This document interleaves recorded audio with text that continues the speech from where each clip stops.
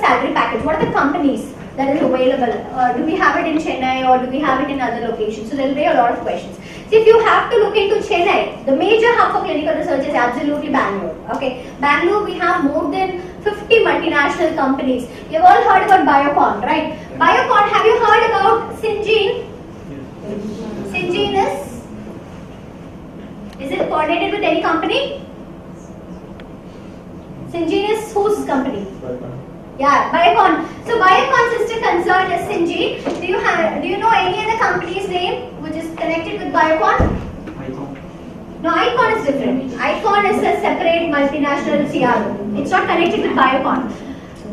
Biocon, Syngene, Clinigene. Anybody has heard? Clinigene. Okay, so why do they have it as Syngene and Clinigene? Both these companies are clinical trial based. If you go for Biocon, for biotech R&D, the salary package would start from something between, it will be around 8 to 10,000 for a biotech R&D candidate. And if you go for Syngene, for a CRA position, it will start from 30 plus. It's 30 to 35,000, and that is the kind of salary package that is possible in Syngene and Clinigene. Why? Because clinical trial requires, why do you think there is so much of emphasis for clinical research? From where is that cost coming? Sponsors. Funding from the government? No, it's not at all the funding from the government. Okay, government will not give for clinical trials. Pharmaceutical companies. From where does do you know? Normally, from a pharmaceutical company is a money minting industry. You know that?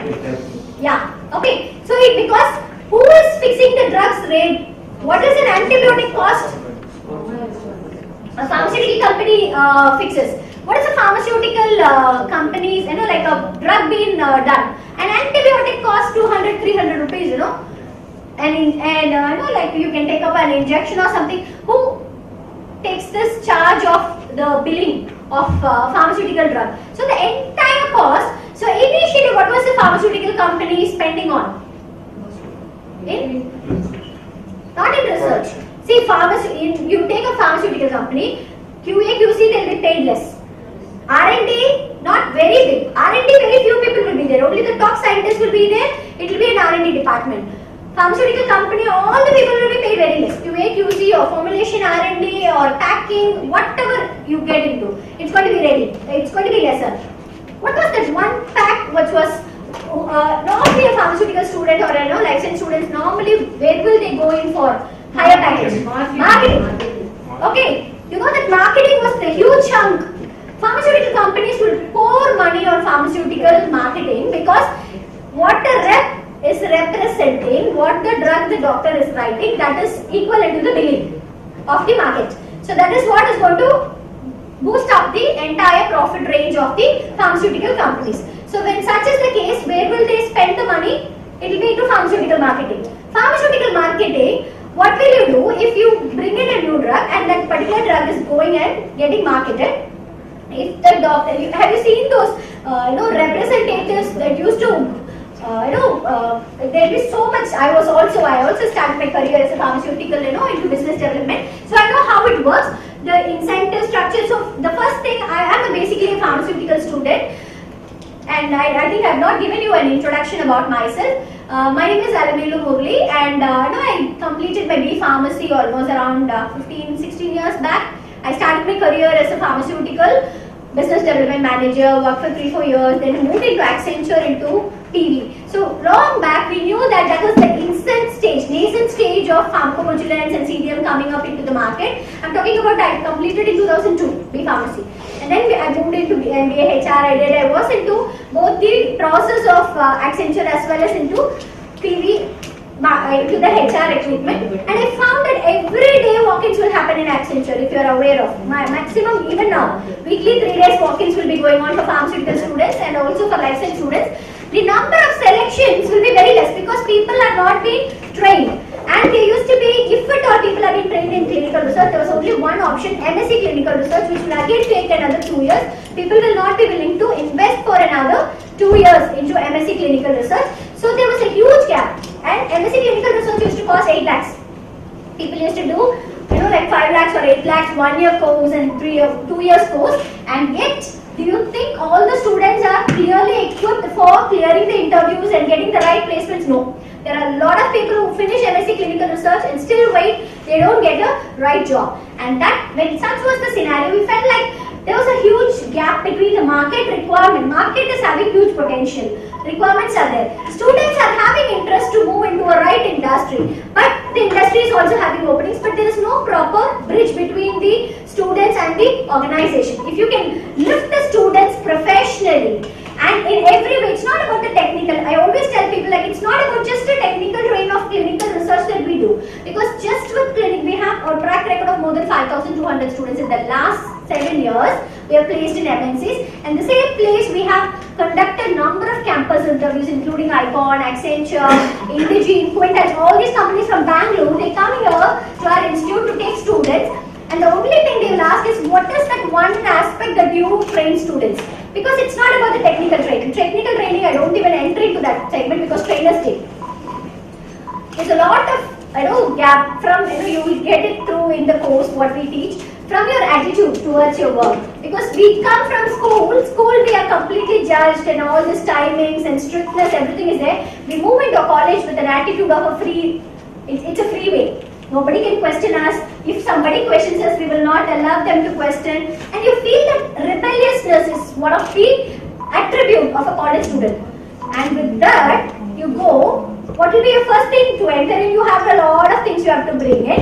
And the attitude towards for a student, how you answer a HR, you will be very casual, like you will be talking to a college professor, you will not have fear. We are not afraid of college professors. But what is the professional attitude with which you carry to the company? So there's so many inbuilt things that we create, including your confidence levels, including your personality, what you have to get. All the colleges teach us. But is it to the level of the company's requirements? We get complete direct feedbacks from colleges, so we know exactly what they require. So all this has been trained and attributed with companies, and most importantly, interviews.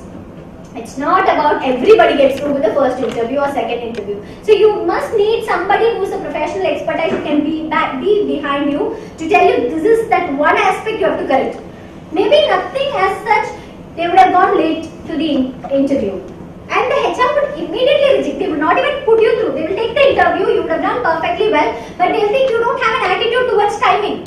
First day or fin, and you will have no idea because from the college you are just raw from the thing. One opportunity missed is a lifetime missed. You don't know when the next opportunity will come. Already they need a lot of technical training. They need the certification. The market has so much of technical. What will you know about clinical data management? If they ask you about clinical data management, you will have no idea what it is, and they will ask you the internal expertise. And one small bridging of a certification and the beauty is, all the engineering students know if they finish BE, do they get a job? They don't get.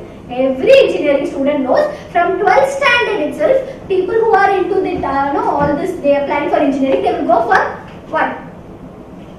What they will go for? Aptitude training. What training? Not only aptitude. Nobody goes for an aptitude training. They go for a computer training, right? Everybody knows they have to know one language. Whatever is the recent one, unless all the engineering students know that directly from college nobody will take. One certification is required, only then you'll be strong in the technical knowledge, only then you can crack through an MNC. But for the life science students, we don't have such clarity. If this is because for them it is clearly mentioned Java or R language or big data, whatever is coming, even non-engineering students will know. Even we will know that what is happening in an engineering thing, the next language has come. If you study that, you will be able to go. But for life science students, we don't have a clear clarity on what is the next thing that is going to take you towards a higher thing. And that exactly brought into this institute. And we had designed the entire course. It's not even like, it's a fixed one. We have a lot of things that we keep adding day in and day out because we are exactly updating towards the company's requirements. So whatever is the requirements of the company, say like you've been trained and this particular interview has a different specialization of, I've given you an overall description. There are 3 designations, but there are a lot of internal designations that is available. For each company, each profile will change. Each project lead will change. They have a different requirement. So we have a direct contact with all the client companies where we get the entire records of what exactly they require. And that has resulted in this humongous number of, see, you can have various set of colleges. people who have come through various places. And if you can see the records, we have, it's not a Chennai presence, we have an all India presence, including Bangalore, Hyderabad. We have people from Mumbai, Pune taking online classes only for this one reason, because of the placement records. Any college, anything, any university you can take, we have huge number of placement credentials from each college. So obviously they know that somebody who is expertised in getting you a proper professional training, who can support you for the placements also. That is what is your requirement. Because one person will think like, say like one person told, I want to be into a pharmaceutical industry. So that would result in a drug regulatory affairs. You can move into a pharmaceutical company. In that, what is the best? Can we add on where you can go for a higher package? That would start from 25,000 salary. Will you go for that or QA/QC? Our colleges or your seniors or the people around you have told you certain scripts. That's what we tell. No, the society has given you one script. You carry that script and keep writing your own story. It's not that. Are you ready enough to upgrade yourself to know what is exactly there in the market? Are we open enough to opportunities are pouring, literally pouring out. And if we are smart enough to grab, we become successful. That is the exact thing. So that is this entire reason why we have this institution, and I just want to have the next person will be giving another shot of a technical part.